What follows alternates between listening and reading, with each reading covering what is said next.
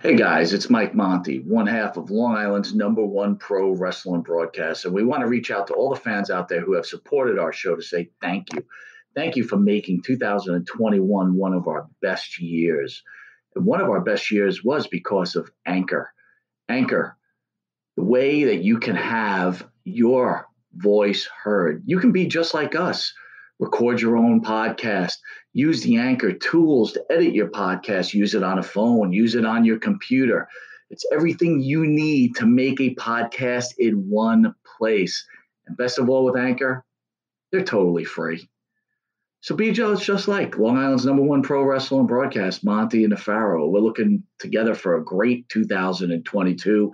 We've got huge guests coming on board. Oh, yeah. You probably wonder why Jimmy's not here right now. Well, he's prepping for one of the best interviews we're about to have, and we're going to surprise someone with. So hang aboard with us, and don't forget, be like us and use Anchor.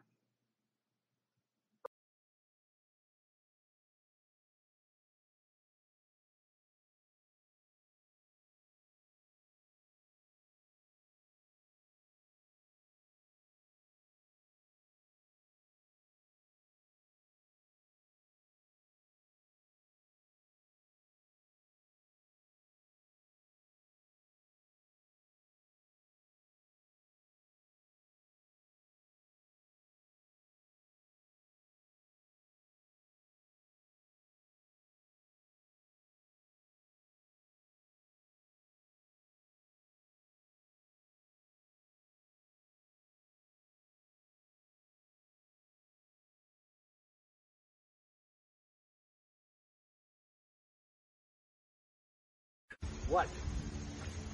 Yeah. No, I'm behaving myself. No, I'm not playing in abandoned buildings. What? Again? Now, I suppose you had those people follow me again. Fine. Hey, this is Jimmy Pharaoh from Monte and the Pharaoh, and I want to thank all our subscribers. We have now passed 14,000 on our YouTube channel. But I want to ask our subscribers to take the next step for us and become a full-fledged member of Monte and the Pharaoh. Yeah, that's right, folks. There's 3 different levels to choose from. There's free shirts. There's free autographs. Just check it out and become a member of Long Island's #1 pro wrestling broadcast, Monte and the Pharaoh. Later.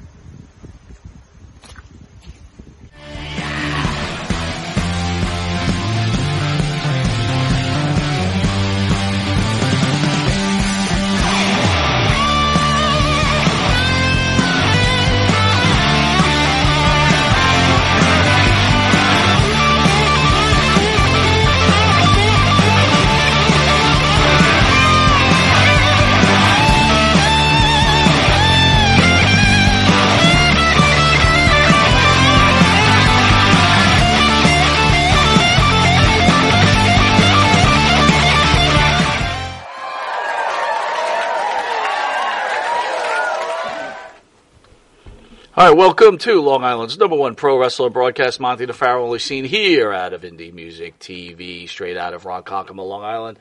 As always, at the board is our trusted superhero, Jared Spidey Man. Spidey? Thank you, I appreciate that. How do you call him Spidey instead of Spidey Man? Spidey Man? Yeah. Why would I call him Spidey Man? Because he's a man. I wouldn't call it. First of all, Spider-Man would sound more normal than Spidey Man. That's probably right, yeah. What on earth? I call him Spidey because he swooped in and saved the day when we had somebody hacking up the board. Yeah. I can't. That's I didn't turn this thing on. Wow, it's on! I did it! Congratulations. Oh, boy. Oh. Hey, Spidey, Pharaoh was telling me when you were trying to help him, he was slapping your hands. You got your hands slapped away from the board, huh? That happened one time. One time is one time too many, my friend. Well, wait a minute. What is he? How is he like? You're going to reach it when he slaps it? Like, what happened? Yeah, pretty much. Pretty much. It was pretty much. I know what I'm doing! Wow. Did you laugh, Spidey? You laughed, didn't you? When it I happened? thought it was kind of funny, yeah. Yeah, you should. Because the funny thing was that he was struggling, too. So he slapped my hand, and then I just sat there and just watched him struggle. Oh, shit, I hit the mute. Well, the worst thing is I brought all those shows on, and he hacked them all to Every death. single one of them. Every day at work, I get calls. This guy sucks. You're destroying our shows. What about when Elvis's bodyguard threatened to use kung fu on you? I mean, it's just like, you're trying to... Dude, there's nothing worse. Trying to give a good product, and you're getting threatened to be like... There's nothing worse. Who's the guy from...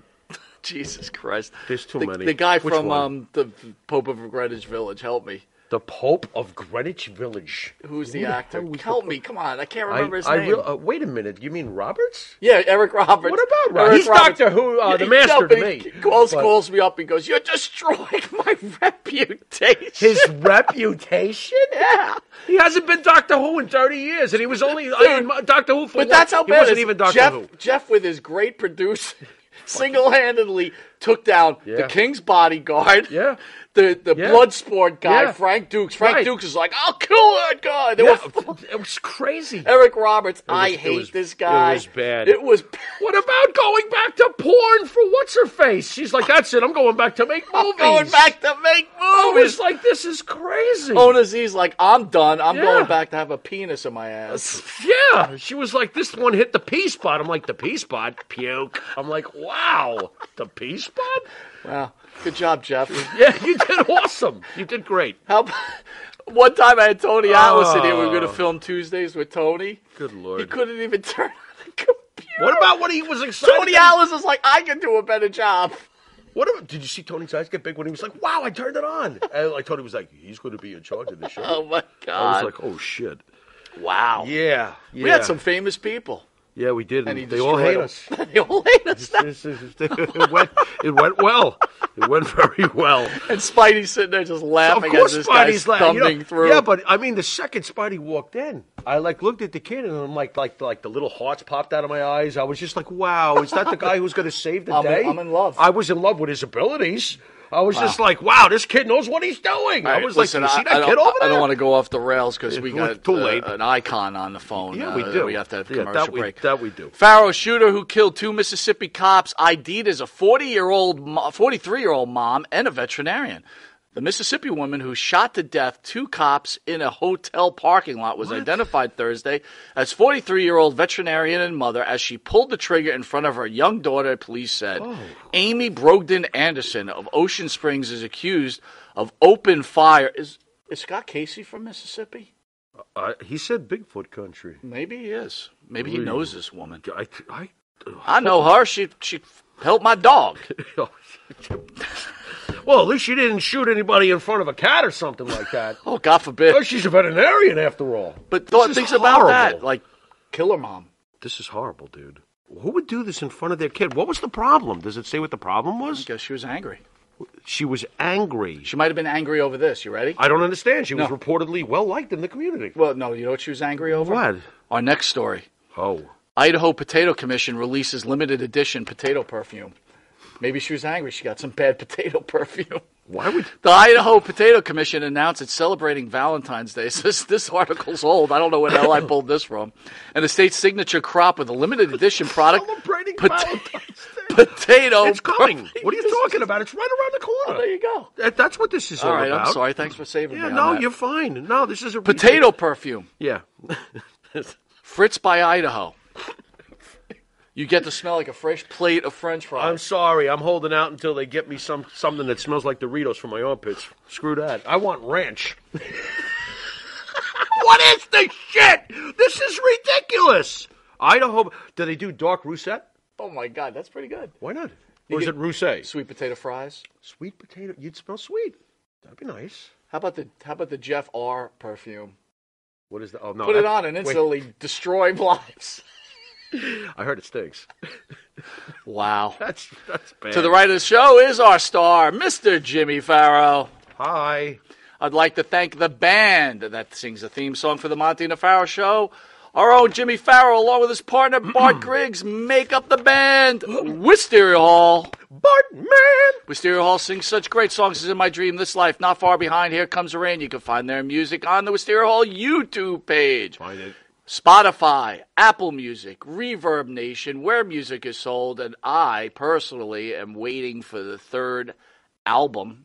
Mm-hmm. I am anxiously awaiting because I need some when I get back into the gym, which I'm getting close to now. Okay. How close are you? I started in my basement a little bit, weak as hell, but I'm trying. So okay. one step at a time. Jeez, I need like a free straight month to do this, to make another record. I better hurry up. Okay. Before I continue, I want to do a shout out. First of all, I want to thank everybody who's supporting the new YouTube page. We are now monetized, so I want to thank Mitch Seinfeld, Jason, Morning, Mitch. RJ, thank you. Maria Davis, the First Lady of Wrestling, JBO2. Thank you, sir. Let's see who else is in it. Roy Batiste, always love to see you. Jay Roy? Will, always great to see you. What's up, Jay Chris Will? Lee, I'm worried about you, buddy. You haven't texted me in a week. Maybe he's hanging out with Outback Jack. He might be. You know? Phil Desiree, good evening. DeCesare. Hi, Phil DeCesare. We've got Andrew Chrome Joe. Just found you guys again. Glad you did. Cool. We're Welcome slowly back. getting back there. We got Cool. Thank you guys for rebuilding us Thank you. after we you. got taken out. ESO in the house. ESO, Talked to Bruce the other day, and we're making a big push as we're bringing in icons like the person we're going to speak to after the commercial break, Mr. Scott Casey, and then we've got shows over the weekend. So very excited. If you didn't know it, you are watching Long Island's #1 pro wrestling show, Monte and the Pharaoh. Monte and the Pharaoh could also be seen on the Monte the Pharaoh iHeart Radio, Spotify, Anchor, Twitch TV, Channel 115 in New York, where you'll see Scott Casey, or hear Scott Casey, in the reduced version every Tuesday. Channel 115 at 7 p.m. and Saturday at 11:30 a.m. and Channel 20 on Tuesdays at 9:30 p.m., where over 150,000 people are watching us weekly in New York. Wow, it's gone up. We're doing pretty well. Cool. We want to thank our new sponsor, Manscaped, which with me and Jimmy and Tony Atlas will be filming a commercial. I am not shaving. So right Tony's now, potato armpits. our official movement with the sponsor has started, guys. So you get 20% off of Manscaped just for Christmas, right? At Manscaped for free shipping and promo. Use code MANDP. Wow. MNP. Get it? Yeah. MANDP. Yeah. At manscaped.com. You could see it right on the bottom of the thing, right? And, Pharaoh, you got your own set here. They sent your own set. You could shave them nut sacks and get yourself cleaned up. You Shave my nut You know, sack. I found recently, maybe Might I be could there a reveal while. this. Pharaoh likes to toss a little salad. Maybe you could shave some of those women's tiny holes. Toss a little salad? Where the fuck? I don't even eat salad. What are you talking about? You don't want to toss salad? No, what does that mean?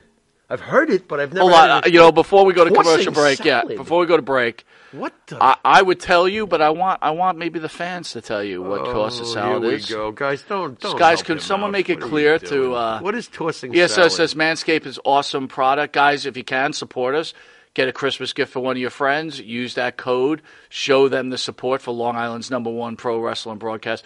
Tossing salad is eating ass, my friend.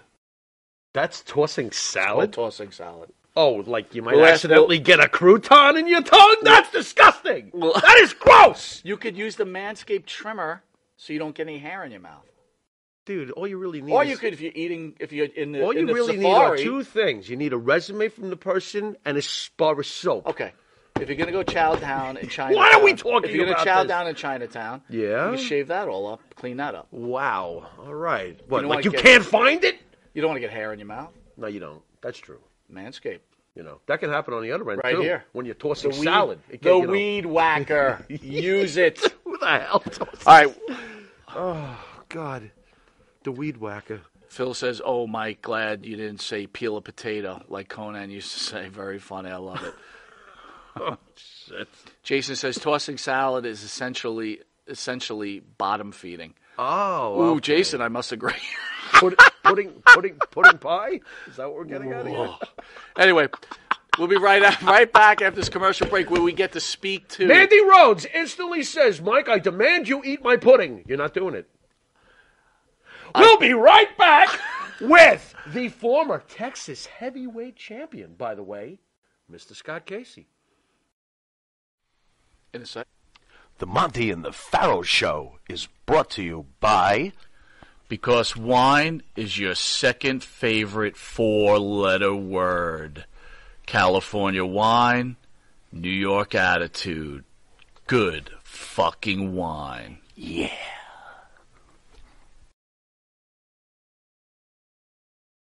Do you treat your dog as part of the family? Well, so do we.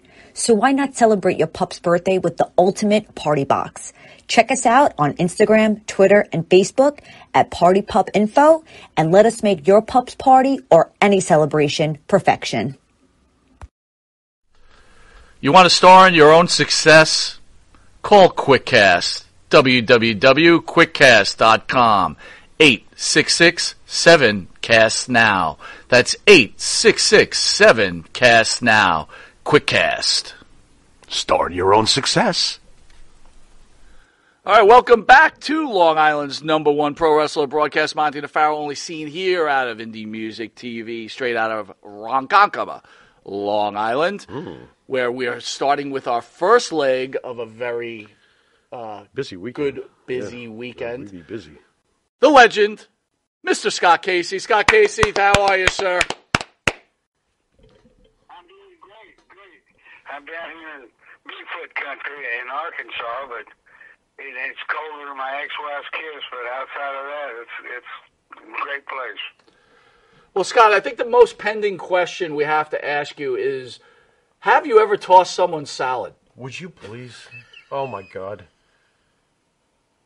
How did I ever toss someone's salad? No, have you? Have you, sir? We know how. Mike We know explained how. it. Have you? Have you ever tossed someone's salad? Oh, boy. No, I usually let them do it themselves, They may not like it the way I do it. How the hell did they get the tongue around to the other side? What are you talking? Wait a minute.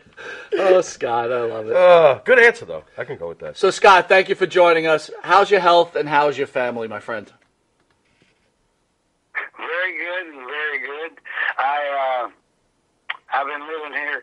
If you know anything about the map of the United States, Arkansas and Louisiana butt up to each other, okay?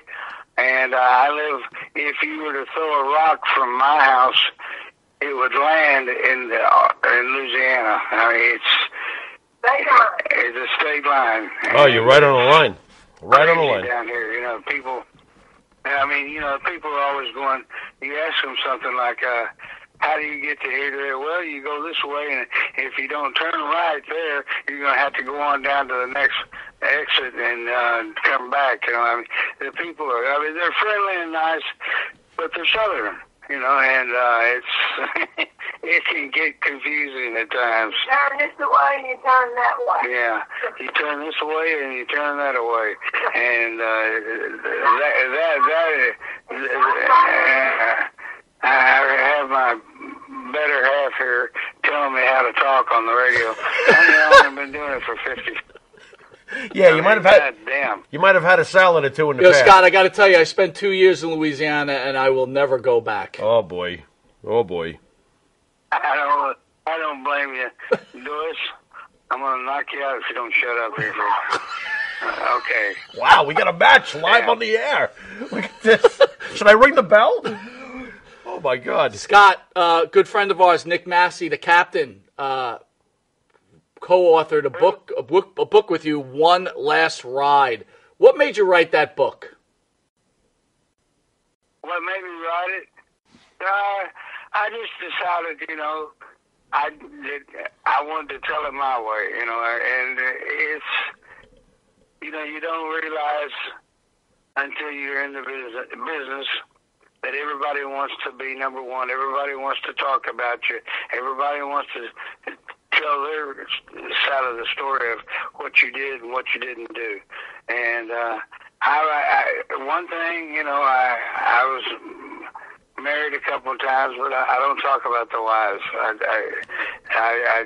It's just, who needs it, I can tell enough bad stories about people that curl your ears, honest to God. But I I went around the world 9 times. 9, N-I-N-E, in case you're wondering. And I went to, let's see, places like Australia, New Zealand, Hong Kong, Japan. There's no place like home, guys. There really isn't. You know, I mean, I went to Israel. That was a trip.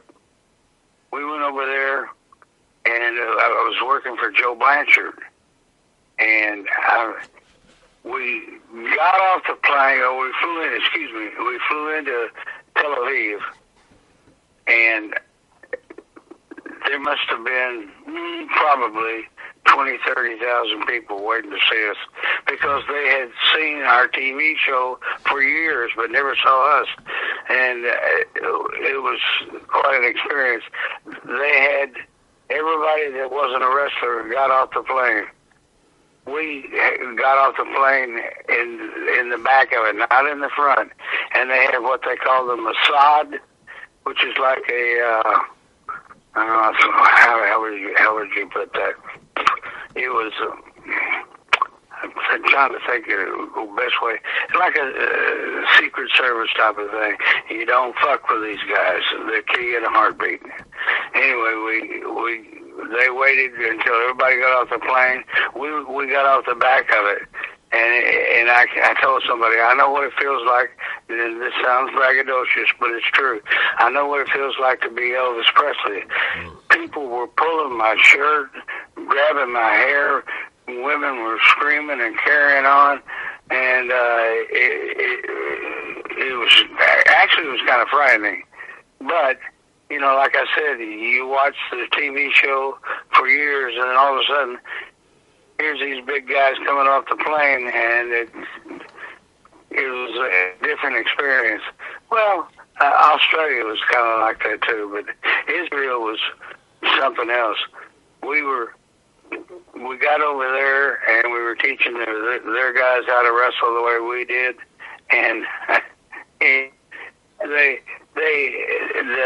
Palestinians came over, wrestlers, and they did a strange thing.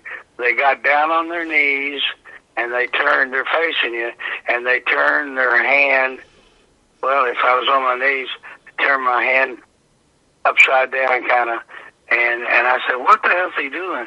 And our spokesman for the group said, it was his way of saying thank you so much for coming and for teaching our guys how to wrestle.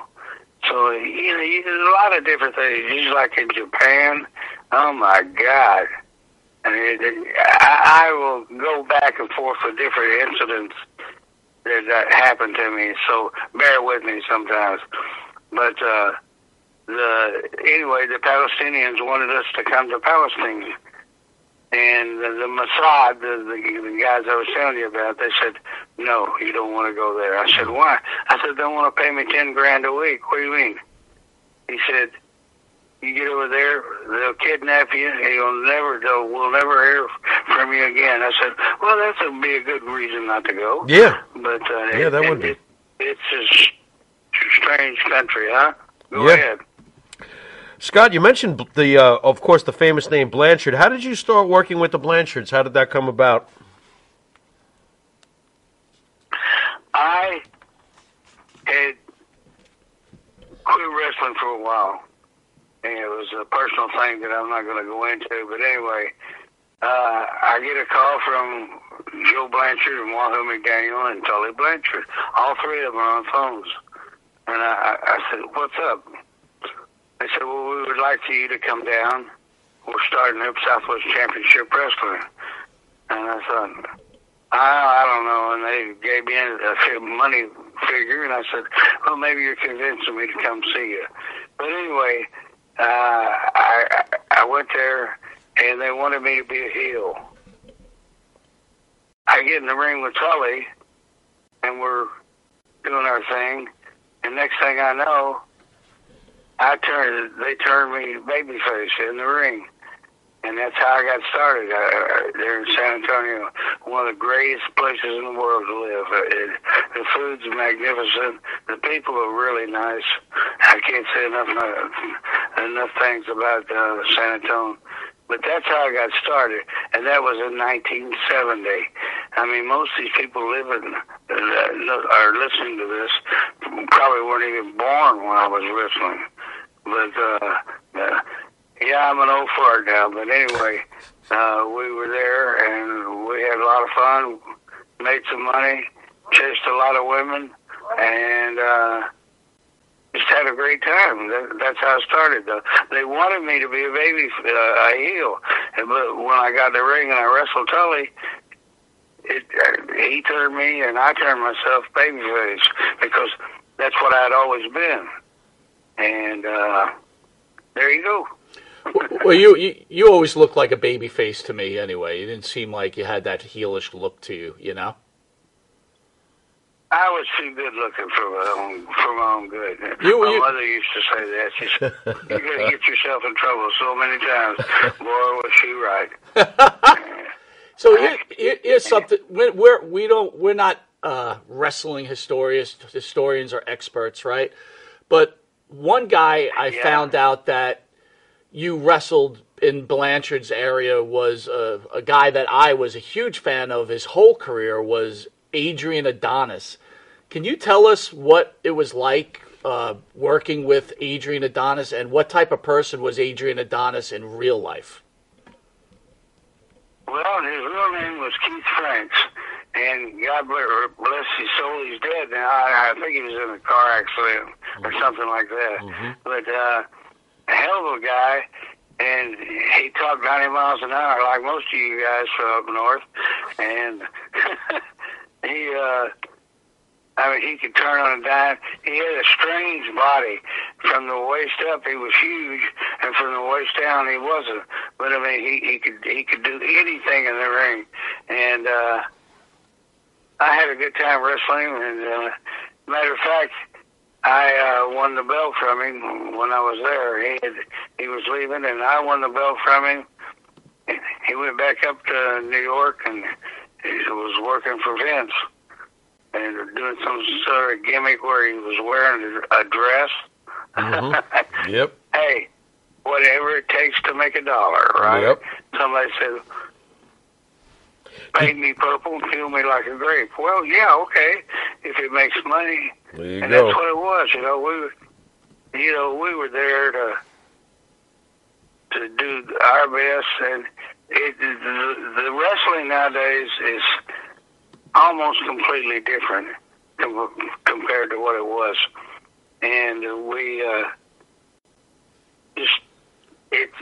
I watch it sometimes, and sometimes I don't, because I was trained a different way. I was trained by Dory Funk Jr., Terry Funk, Bobby Duncan, and Dick Murdoch. Wow. And hell, I was, these guys were supreme talent. But if you put them in the ring nowadays, people would probably go, "Oh, I'm not for that," But that's the way it was, everything changes in time, and you either go with the flow, or else, you sit on the sidelines and go, "Nah, I'm not buying it," But that's the way it was,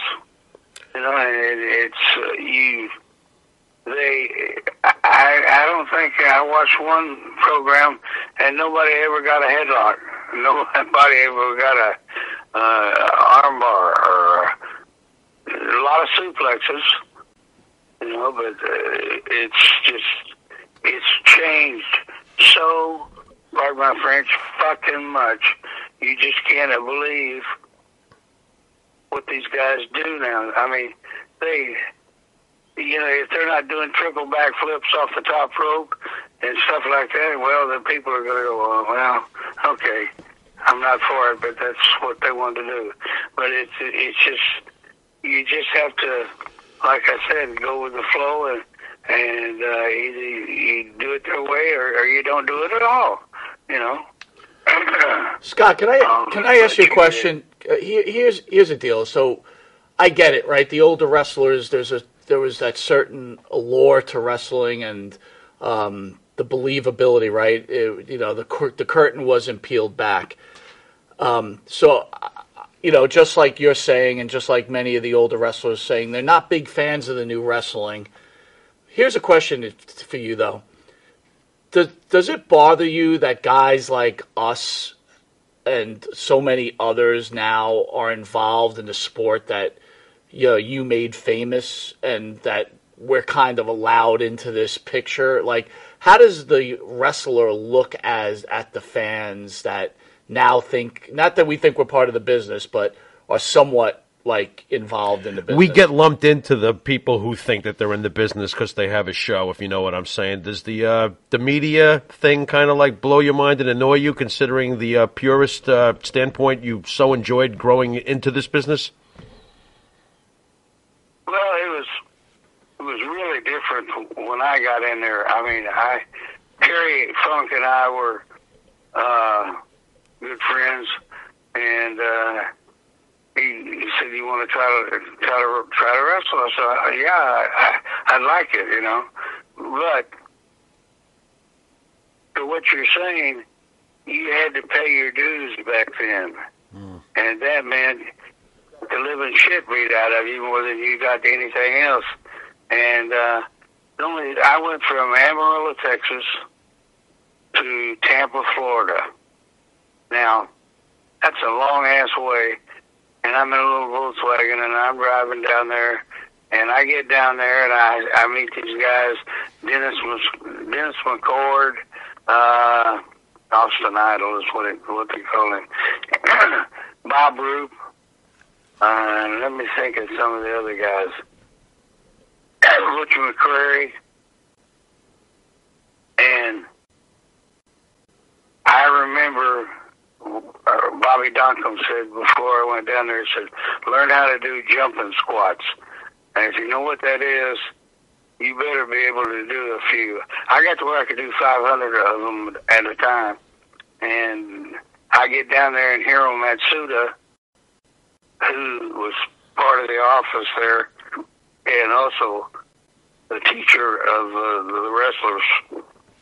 Excuse me, I got the balcony. Anyway, he said, I want you guys to start doing jumping squats.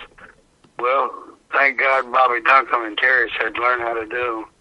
And I did 500 and they impressed Matsuda. Because all of us were greener and goat shit anyway, and we didn't know what the hell we were doing. I mean, we had obviously a good idea of it, but we didn't know that's what it would take. When I say pay your dues, try doing 500 of anything, and you tell me how you feel after you get through. It was unreal. But, you just, this has been almost 50 years ago, or longer. And people go, you did that? And I sit there and think about it. I wonder what they have to go through now to get in the business. Obviously, the old timers were going to make money off of them. You had to pay your dues, pay the teacher, and it was quite an experience. The only thing that saved me is I was good looking, and the girls liked me. I paid my dues there. So how did you feel when they told you when you were first starting that you were going to be a heel against Tully?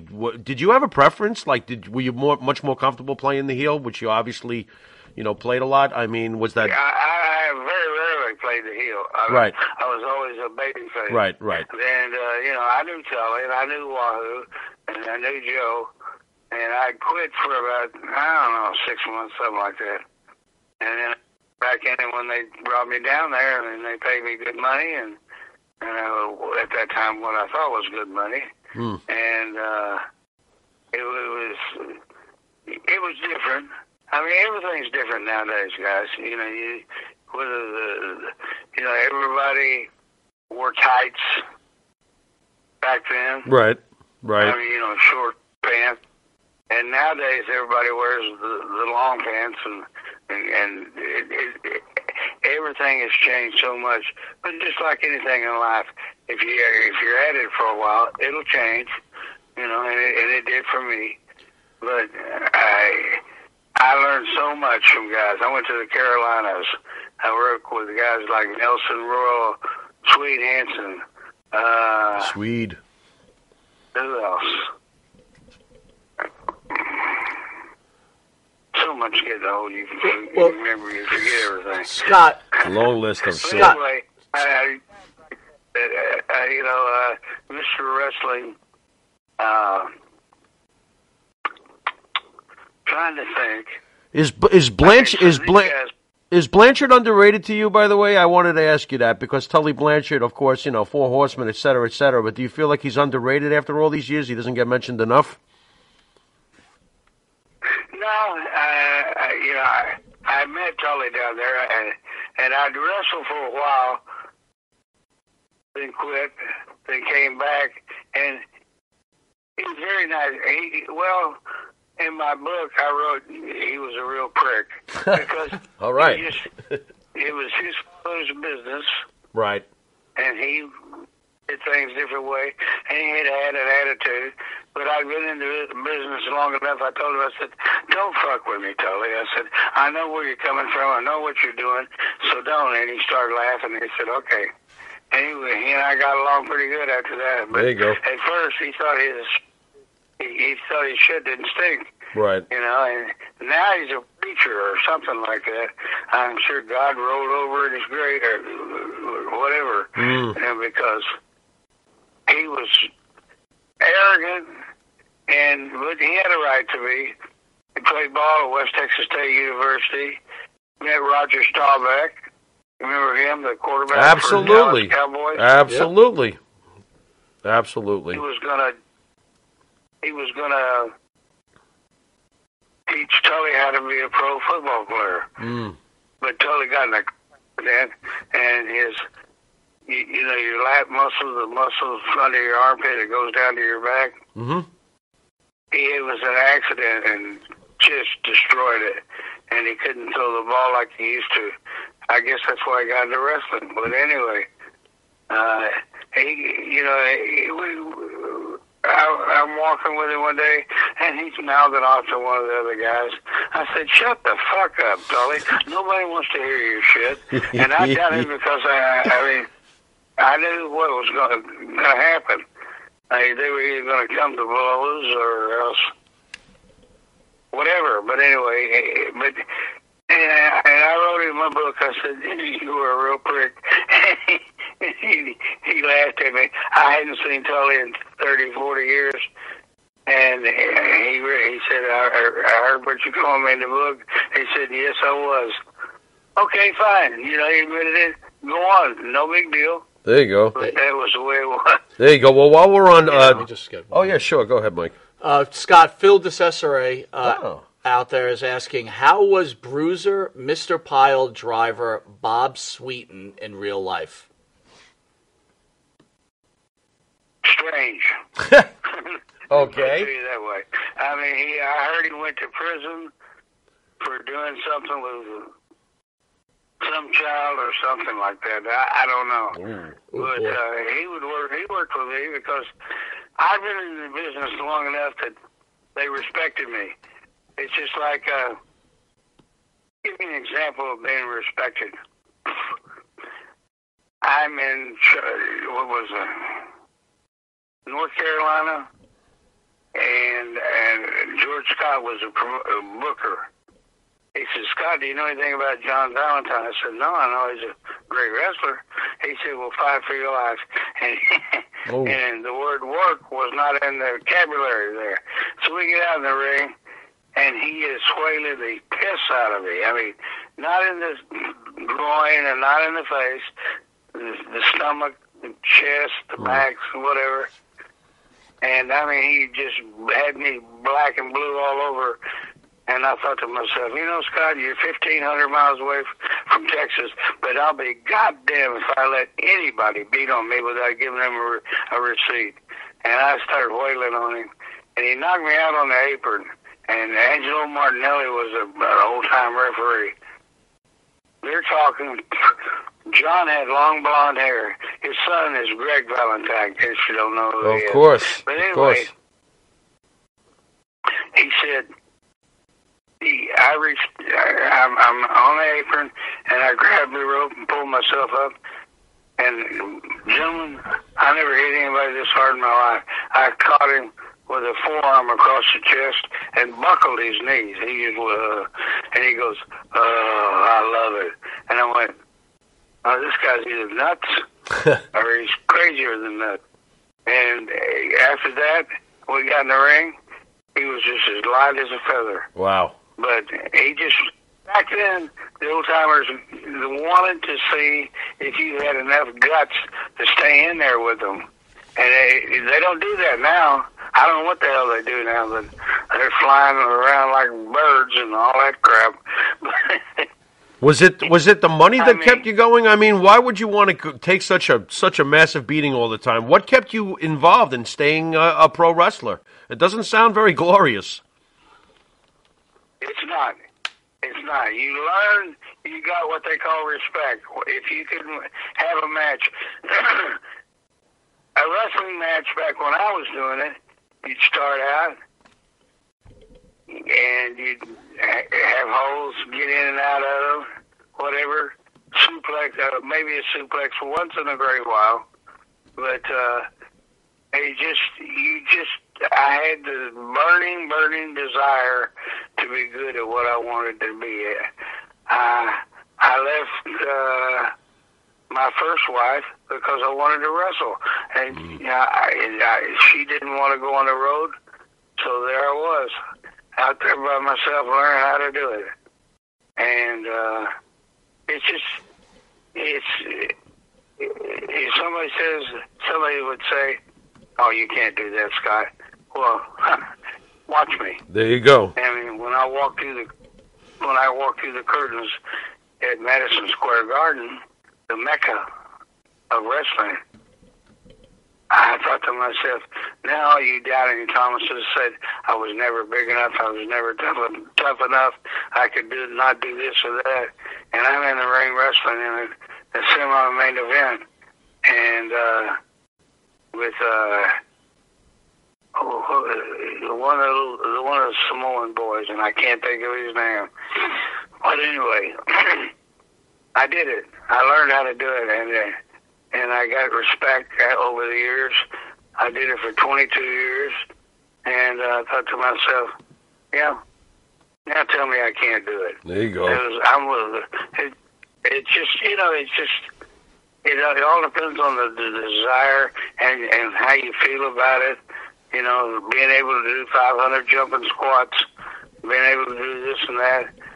Then they had Ernie Ladd. You remember Ernie Ladd? Oh. Very big black. Of course. He was 6'9".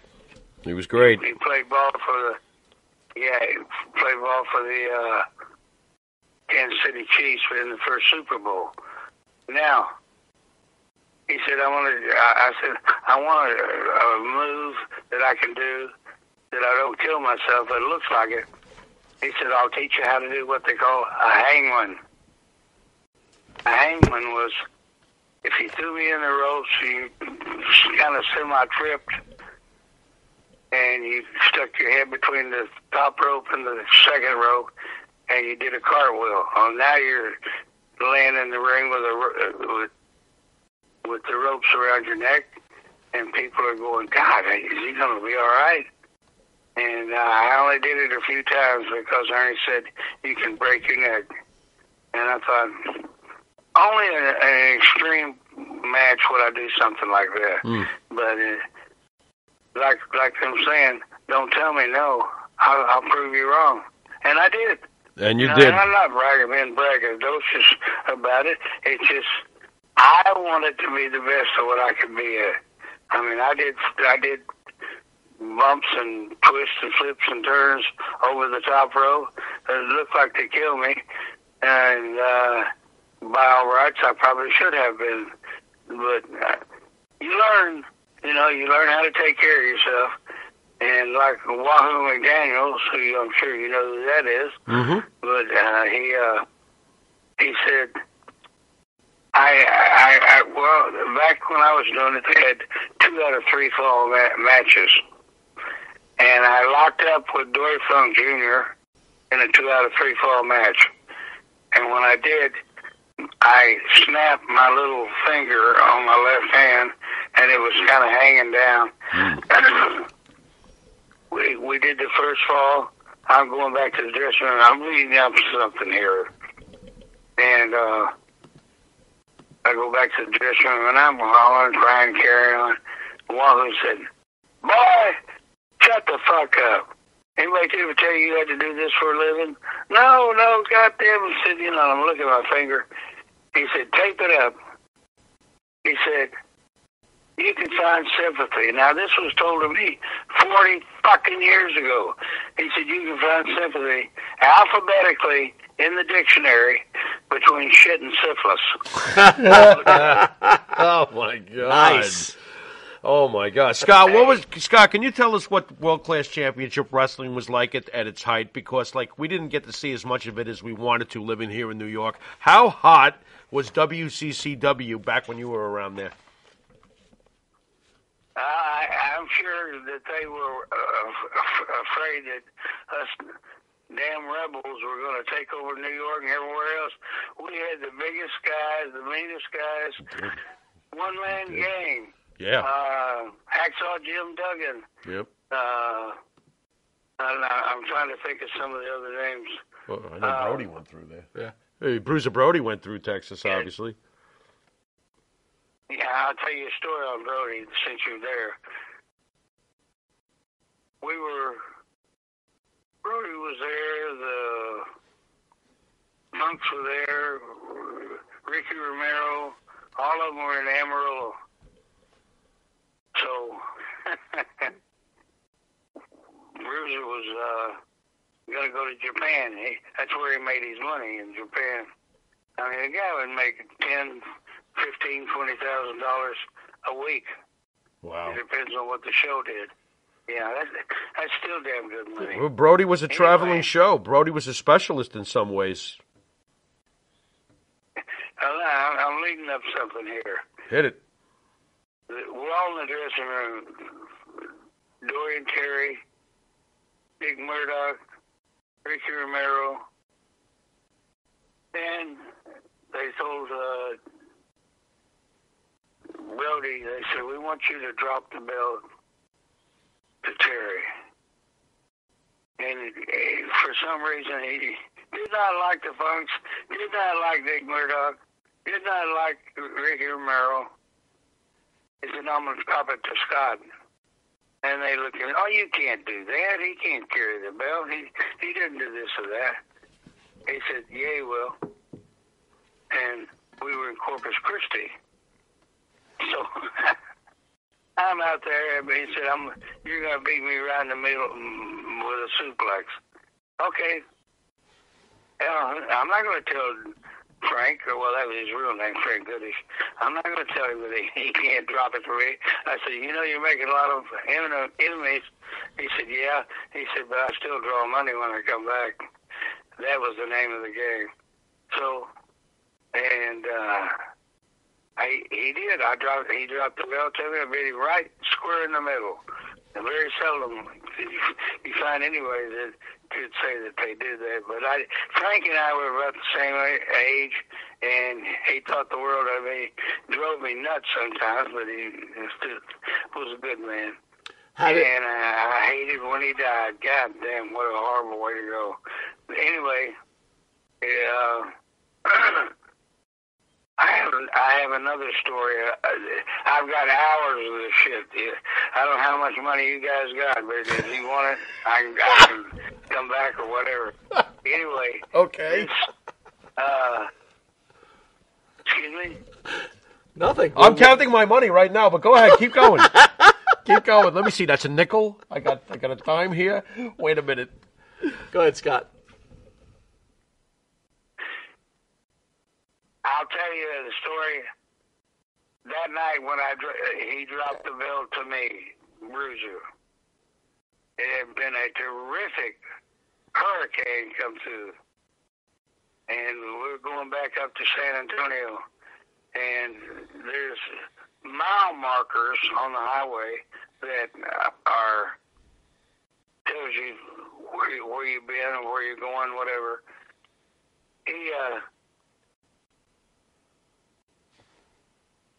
might to gather my thoughts on this because it's been a while since I've told any of these. But anyway, we get out to the car after the match, and I got the belt, and folks at all of them are going nuts. Anyway, we're going back, and as I'm talking to you on the phone, my name is Scott Casey, and as I did it for 22 years, this happened. We're going back up to San Antonio. So, all of a sudden, we see red, green, orange, blue, yellow, different lights shooting up in the sky. And Wahoo had his Cadillac, and I'm in the front seat with him, and trying to think. Mil Mascaris and Tom Jones, a black wrestler, were in the back. And we're seeing these mile markers, and these lights are getting very intense. And I'm going, fuck, what's going on? We came around a corner, and like I said before, this is Scott Casey talking to you. There's a UFO out in the field. It was probably, I want to say, it was hovering up off the ground about, and I hadn't been drinking tonight, boys. I'm telling you the truth. Okay. Anyway, I wish I had been, but anyway, we stopped, and Wahoo goes, damn, we ought to see if we can knock on the door and book them on the next show. I said, are you out of your goddamn mind? I said, you get out of this car, walk your fat ass back to San Antonio. And honest to God, Mascaris is talking in Spanish. Tom Jones, oh Lord, oh my. And I'm looking at the Wahoo going, don't you do it. So wait a minute. Scott Casey, Mil Mascaris, and Wahoo McDaniel are claiming they saw a UFO. Yeah, well, but Wahoo's dead, and so is Tom Jones. And when I saw, they did. Anyway. Wow. I was at the gathering, I think that's what they call it, in Charlotte. Uh-huh. With all the guys together. I don't know whether you know what I'm talking about. Anyway, I walked up to Mascaris. I said, do you remember? He said, don't believe it. He said, I never prayed so much in my life. I said, well, we saw it. Scott, I said, at least we know we can verify from each other. But now, Wahoo's dead. Tom Jones is dead. So it's just me and Mascaris. Well, we know. He said, yeah. I remember it very well. We know that Wahoo didn't book the aliens for a show, but, I mean, what happened to the UFO once you saw it? Did it just shoot into the sky? I mean, you turn the corner, you see one. What happens next? No, well, what happened was we pulled up to it, and we slowed down. I told Wahoo, I said, don't you fucking stop. I don't want to go to Xanadu or someplace like that just because of something from a different part of the world or whatever. And he didn't. He kept going. Okay. But I think he was scared too, but he didn't act like it. That was the toughest man I've ever met in my life. Did you guys ever get to watch Wahoo wrestle? Yes. Yeah. Yep. Sure. He was. You know, well, I don't know how much of a comparison it is, but the guy was built like Samoa Joe. He was a big boy. Yeah. He was a big boy.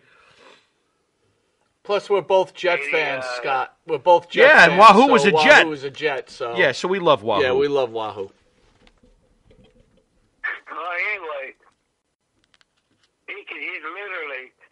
Well, let me back up and say Wahoo played pro football for the Dallas Texans before they became the Dallas Cowboys, and also for the New York Jets. Well, he really played... Wait, he really paid for the New York Jets first. Dallas Texans. Before the Dallas Texans.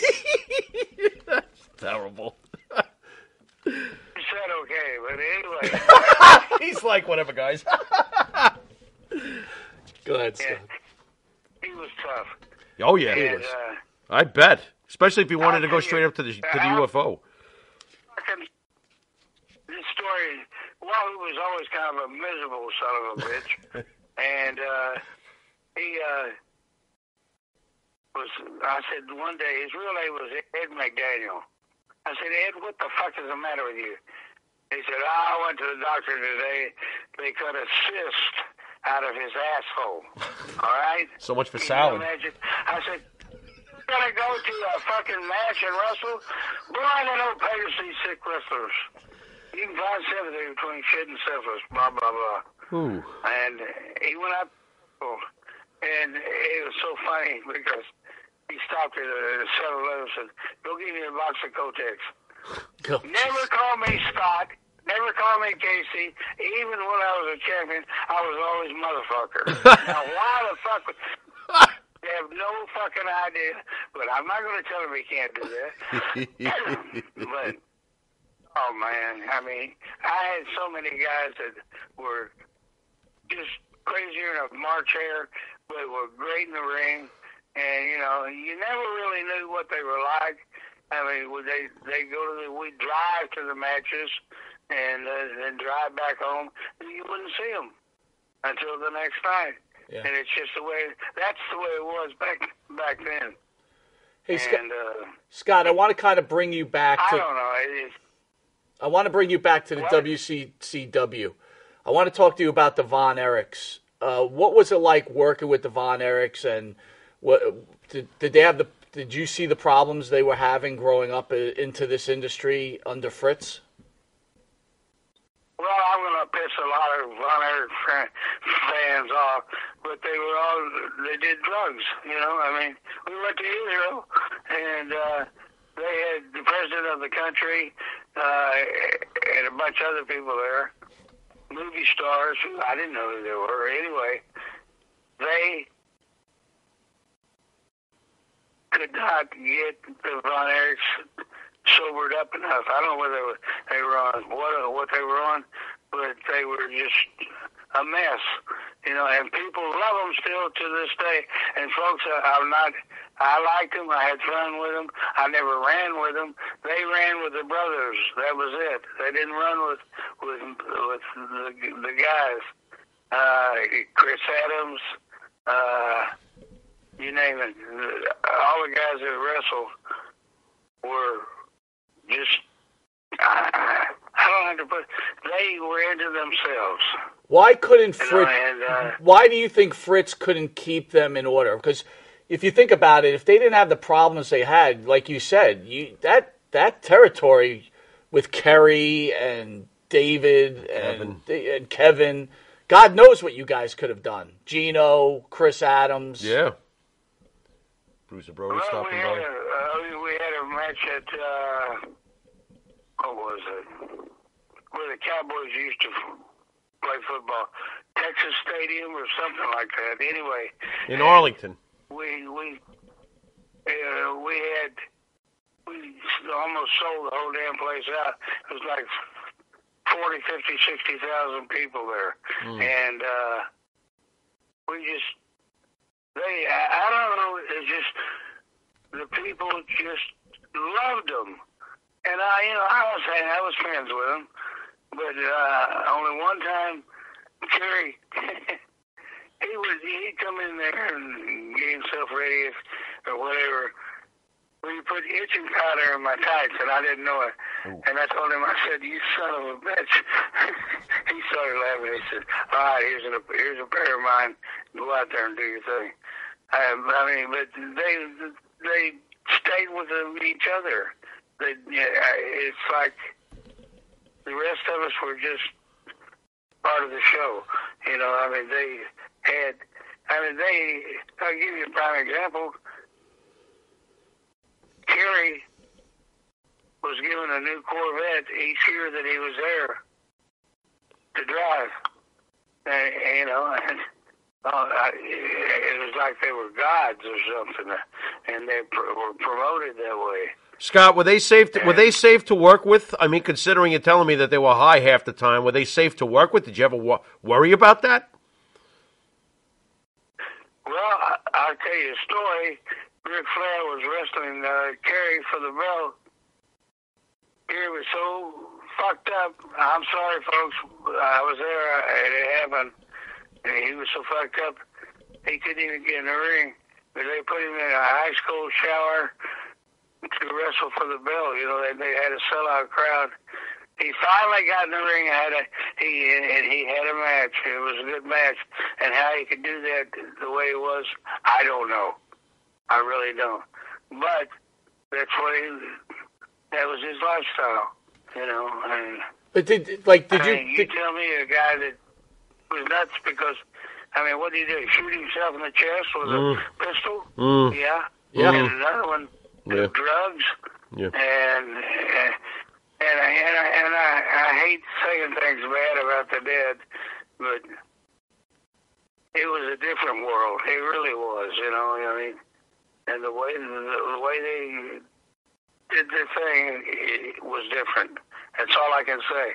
I mean, I don't want to, like I said, I don't want to talk bad about the dead, but goddamn, when they were alive, they would do silly, stupid shit. Yeah. What Kerry did, rode a motorcycle and tore his foot off, and they put it back on. Didn't last.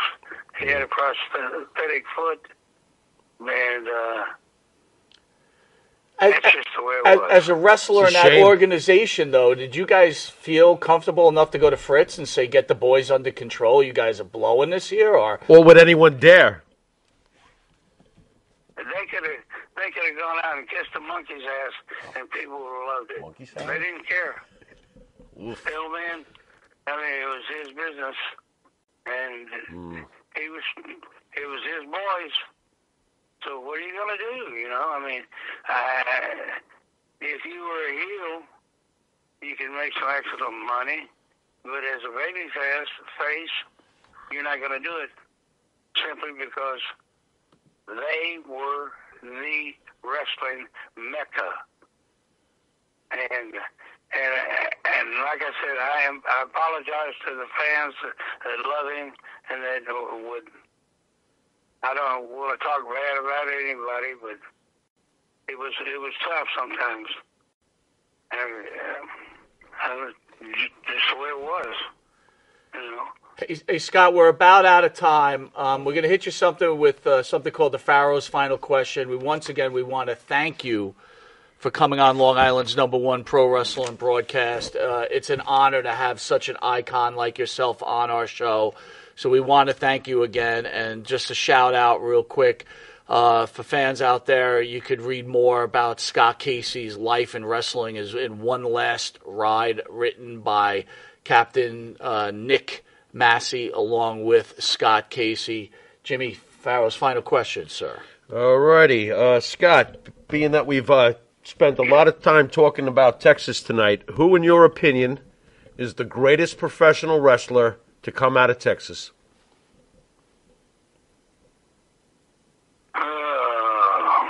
It's really hard to say. I guess probably Terry. Terry Funk? You know, I mean, nobody looked like him. Nobody could do what he did in the ring. And it might have been a dysfunctional family, but they could do their thing in the ring. I mean, Kevin barefooted, Kerry, the way he looks, I would say probably Kerry. Yeah. Okay. Scott, you know, I just one thing maybe you could appease me with. You know, we grew up in the WWE up here, and we really didn't get to talk about WWE talk. But again, what we saw of like Southern wrestling was, you know, when cable started to grow, whatever else. But I'm sure you wrestled with a guy named Eddie Mansfield. I think you're actually would be friends with him. I asked this to Johnny Rods when he was on the show, so I'll ask this to you. Whenever I hear Eddie on these podcasts, he's always bragging about selling out arenas or whatever else. And for what we know of Eddie Mansfield, he was just whatever. Johnny said Eddie couldn't sell out a 200-person arena. You worked with him. Could Eddie Mansfield sell out these arenas, or tell us about Eddie Mansfield? Eddie has go the size of the Empire State Building. But anyway, he was in the ring with me. I mean, we wrestled many times, and we sold out the Hemisphere Arena, and he exposed the business big time, and the guys were, trying to make a living, and him doing his thing like that. It upset a lot of people. But he had talent. He could talk. My God, that man could talk on a microphone. And it's like Wahoo said to me one time, you can't talk, you can't walk, you're not going to be in the business. And but that was it, they have a thing called the Legends with Brian Blair and all the guys, and hold on, hon. I can't walk and talk and chew gum at the same time, so and she's trying to tell me something. That was Eddie. Yeah, but anyway, he was good in the ring, but he shot himself in the foot with the rest of us. But anyway, and I hadn't talked to him in years, and somehow he got a hold of me, and I told him, I said, come to the Legends meeting. They have it down in Tampa, Florida. Oh, I can't go down there. Everybody hates me. I said, fuck, that was 40 years ago, Eddie. Who cares? And he went and had a great time, and he has a podcast of his own somewhere. I don't know. But I told him, I said, nobody cares. The business has been so exposed now. There's no way you could hurt it again. You could do anything in the world, and people would still come back and watch matches. And, I said,